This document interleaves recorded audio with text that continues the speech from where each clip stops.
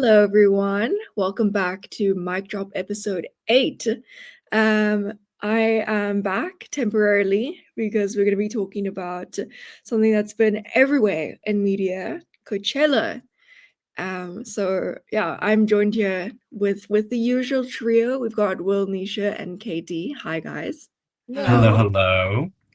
And here at Mic Drop, we kind of just talk about whatever we want, whatever's going on with music, the music industry, sound, everything along those lines. So we're just gonna get straight into it. We're only gonna be talking about Coachella today because there's a lot to unpack, and I think we all have some thoughts, don't we, guys? For sure. Definitely. Yeah. So I think we're gonna start off with I think the two main things that have been going around with the Coachella performances specifically. I mean, we saw so many. We had the Strokes, we had gosh, I could go on for a while, so I won't. I'll stop there. But the two main artists that have been like huge right now is Sabrina Carpenter and of course Bieber. We got Justin Bieber coming back. So yeah, let's start off with Will. Will, what are your thoughts, first of all, about Coachella in general, and did you enjoy the performances this year? I loved it. I feel like just seeing the clips online on social media, even if I wasn't able to check out the full set, it just seemed like a really fun year. Like you would see like the headliners with some massive performance, especially Sabrina and Carol G. They had like massive production teams, dancers, so many visuals. Like PinkPantheress, she brought out the Dare, and that was really interesting to see. As well, she tapped into like some of her older stuff. So, and then Addison Rae almost came on to this big stage again and just performed really well. So it was just a really fun year to see, and also to see fans' reactions and a lot of influencers say their own takes as well to how they've experienced the Coachella weekend. Yeah, it's definitely been an influencer event, especially this year. I've seen a lot of content from influencers, and like you were saying, Will, I'm loving artists bringing up other people on stage. Like Addison Rae, she actually brought up Maddie Ziegler, which is really cool. I've loved Maddie ever since Dance Moms, and she was recently in a film called Pretty Lethal. So she's kind of getting back into a whole dancing thing. So that was really cool to see. And we saw it as well with Sabrina. I think she brought out Will Ferrell. Yeah. Yeah, which is really really cool. Um, but yeah, I mean, gosh, there is just so much to say. I think maybe we should get into Sabrina's performance. Gosh, I was so excited about it. I mean, she even said it's one of her most ambitious projects yet, and she had been preparing for this for like 7 months. So my expectations were very high, and I will say they were exceeded. It was incredible. We had like so many costume changes. Even the way it started, it felt like a movie. She drove in and she also drove out as well. I mean, I've never seen a Coachella headliner do that. And I think she really just did not disappoint. Uh, I mean, Katie, I know you're a fan of Sabrina, so what did you think of her whole set? I think she really has just hit a peak. I feel like, I mean, she mentioned in the set 2 years ago how she'd just released Espresso.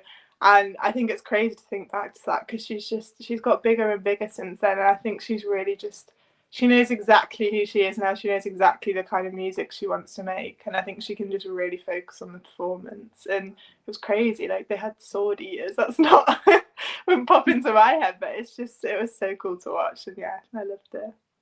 Yeah, I mean, we had so many different parts of it. There was one point where she was singing Man Child, and there were a bunch of people dressed as dogs, which is quite a cool little nudge to all the controversy surrounding her album cover for Man's Best Friend. And gosh, there was a treadmill on stage where she was walking on that, and oh, it was so good. It was so good. I mean, Will, what was your favorite? Oh, I mean, I wouldn't be able to answer that because there were so many great moments. What was your favorite part of the whole set? I think probably Busy Woman.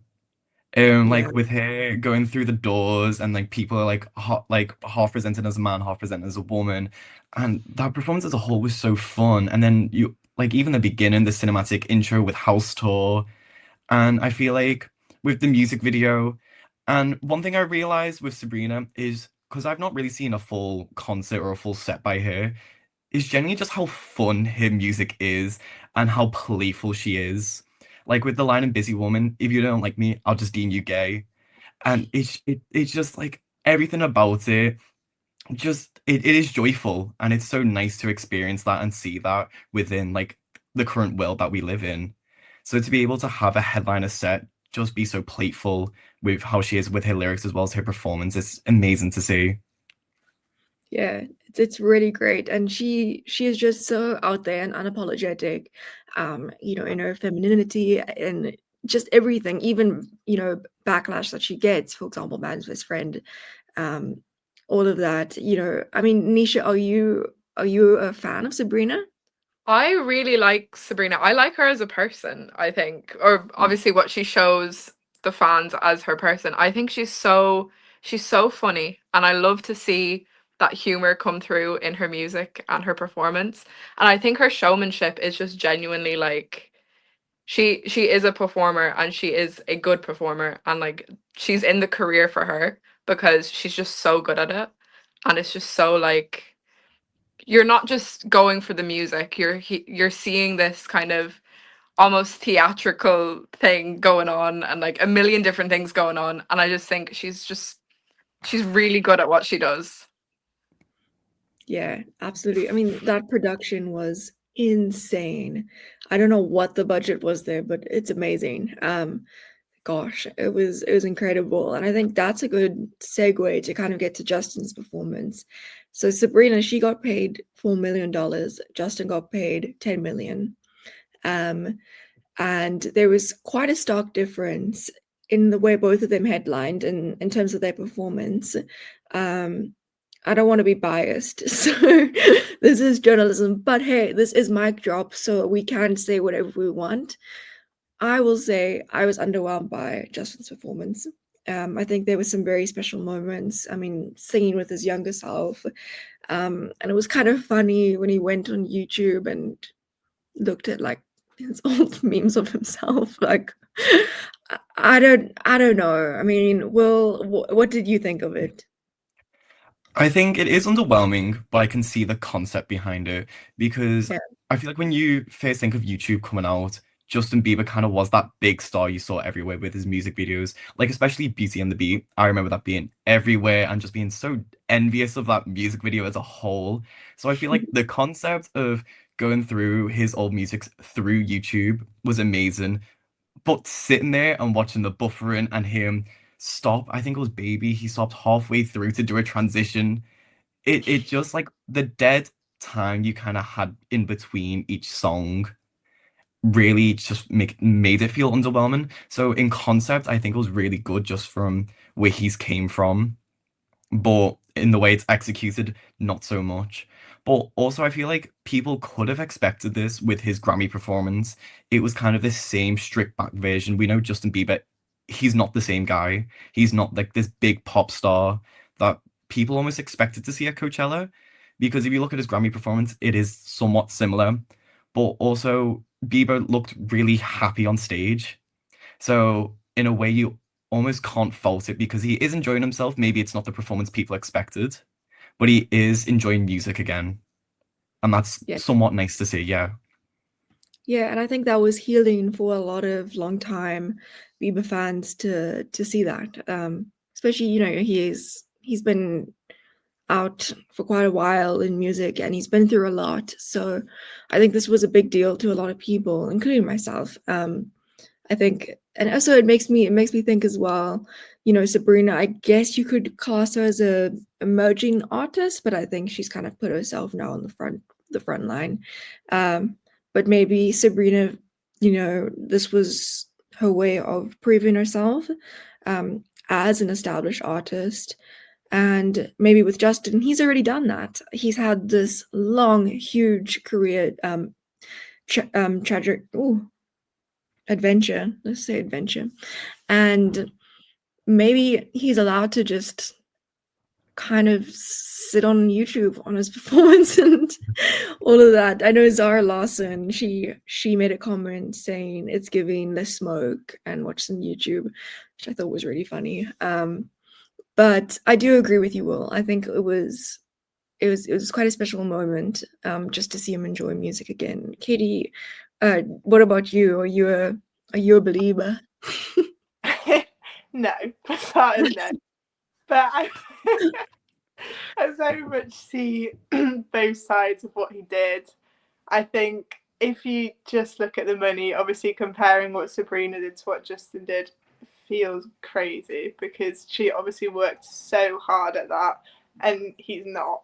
But I get the concept of what he was doing. I think he's someone he's completely had his life ruined by the industry in a lot of ways. So I think it was almost in some ways a comment on that. And it's kind of crazy that he's built such a name for himself and had such adversity on the way and can now just sit on a stage and do that. And it's going to be like the talk of the town. Like everyone has something to say about it.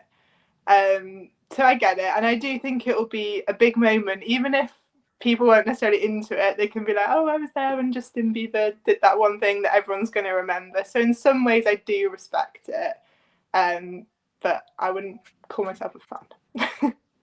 Yeah, there's definitely two sides to it. A lot of people have, positive thoughts, others negative, others mixed. Nisha, what about you? Did you watch it? I've seen bits and pieces of it, and I think, assuming he had a budget like Sabrina's, but probably he had a much higher budget, especially because he got paid so much more. He could have kept the same concept, but just polished it a little bit because it just felt a little unpolished. Where Sabrina's was almost like exceeded expectations. It was perfect. And I feel like he could have done what he did, just like a little bit better. Yeah. And that's like kind of my main thing in that, there is Yeah. the two sides to it, but he Yeah. could have done it a little bit better. No, I agree with that. I do agree with that. I mean, listen, I think for a long time, Justin Bieber fans, they were just happy he was there. He just showed up and they're like, yeah. But there is a bit of a double standard. I wrote an article about this, which is on the website.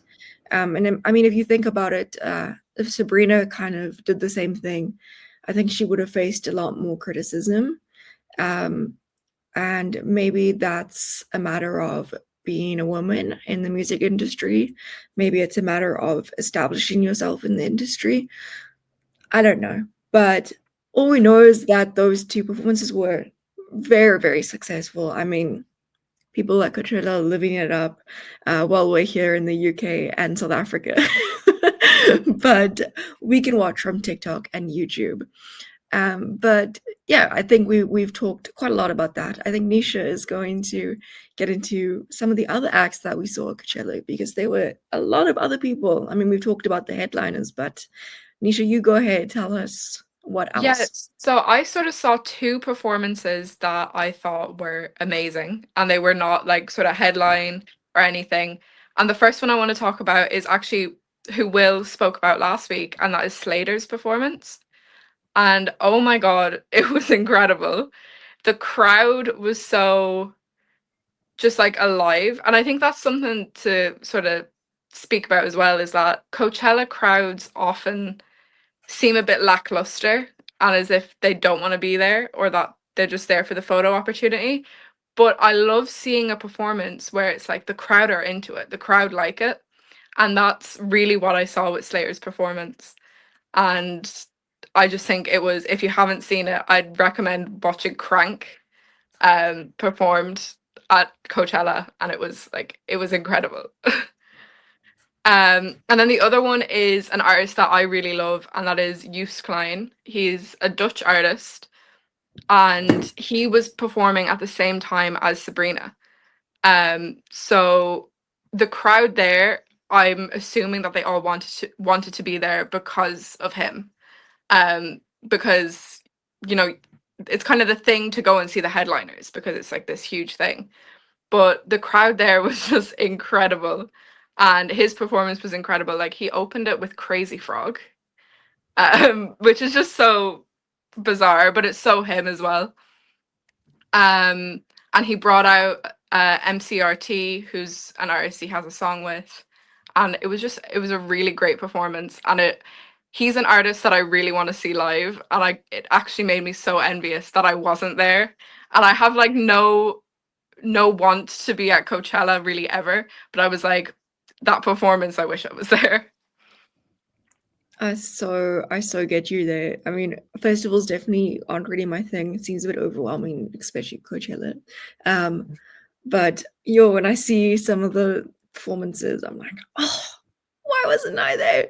But yeah, that's amazing, Nisha. Katie, are you fans of any of the artists that Nisha mentioned? I'd Slater. I actually watched that performance because of last week. I only watched one song, but I agree that was really, really good. Like, it's made me really want to go listen to that album. I'd say for me, two that really stood out though were, I don't know if you guys know New Dad, they're an Irish band, and Gigi Perez, who obviously is pretty well known, but I watched those and I thought they were really, really good. Gigi Perez was very, very political, and it seemed like the crowd really engaged with that as well, because I know you can't always tell with Coachella, but it felt like people were really behind them. And with New Dad, it's all like quite grungy, ethereal music, and it seemed almost like a slightly odd space for them, but again, people seem to be really into it, and it seemed to be a crowd that really worked for them, and they've got some really good new stuff out, so I definitely recommend giving that a watch. Yeah, I think that really is the beauty of Coachella. There's so much variety in what you can watch, and yeah, like you were saying, Katie. I mean, it could be anything really. Will, what about you? Yeah, I think with like Slater, I got very much flashbacks to Charlie XCX's Coachella performance a couple of years back, and it was very much just here on a stage, but the crowd were fully involved and they were just getting into it completely. So I kind of just got like flashbacks to that kind of performance when she had a 3 p.m. slot. She had an afternoon slot, but the tent was full of people just wanting to be there for Slater and partying along with her. And I think another one just always stands out to me is PinkPantheress. I mentioned she brought out the Dare to do almost a little intermission. She remixed some of his songs with Le Seraphim. So it was almost just like not even a different brand, because we've seen Pink do this a lot with her music, but it's fresh to see it maybe tuned a bit differently. And another one for me was FKA Twigs. That was another one where she has like this full party and then ends it with Cellophane, which is one of the most emotional songs ever. And it has a long history because people would use the song Cellophane and mock it almost, because it's her pleading, and it has been mocked, but now it's almost gained this new strength because of the history that the public have had towards it. Yeah, So I that's think really that was very powerful. powerful. Yeah, definitely.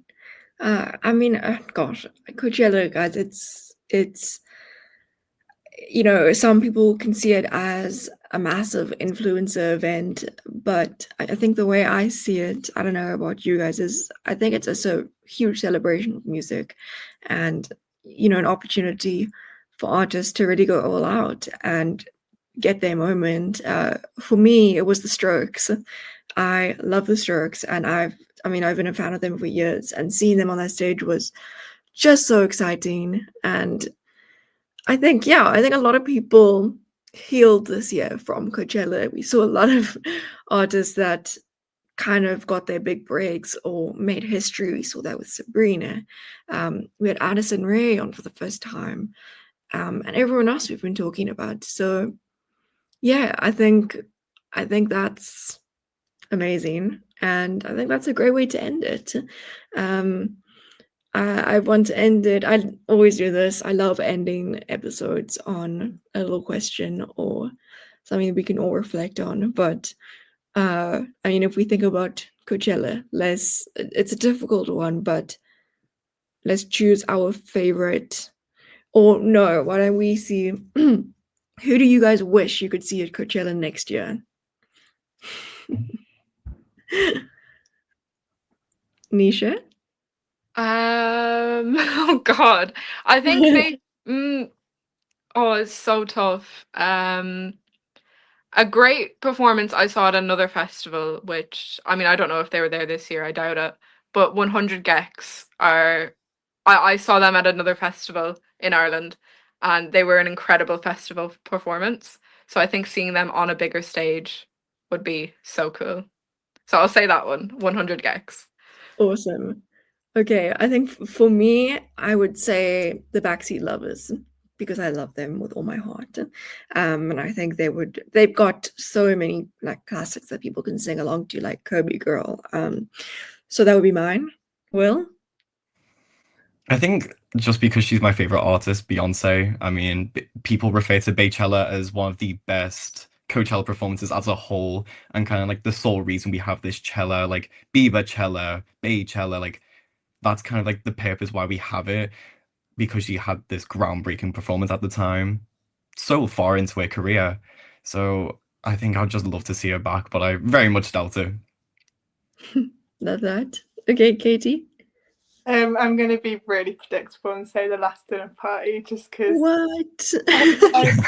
for your minds, but they're just so good at festivals and they're so theatrical that I just think they can control any room and they could get the Coachella audience. So yeah. Yeah, I completely agree with you there. That would be epic. Okay, well, guys, thank you so much for joining me today. And thank you everyone for watching. A reminder that what we've talked about, a lot of it is on our website, but we cover a lot of other things as well, all music related. So go to musicnewsblitz.com. And that was Mic Drop, episode 8. Thank you so much for joining us for this Coachella special. And thank you guys. Goodbye. Thank you. Bye bye. Bye.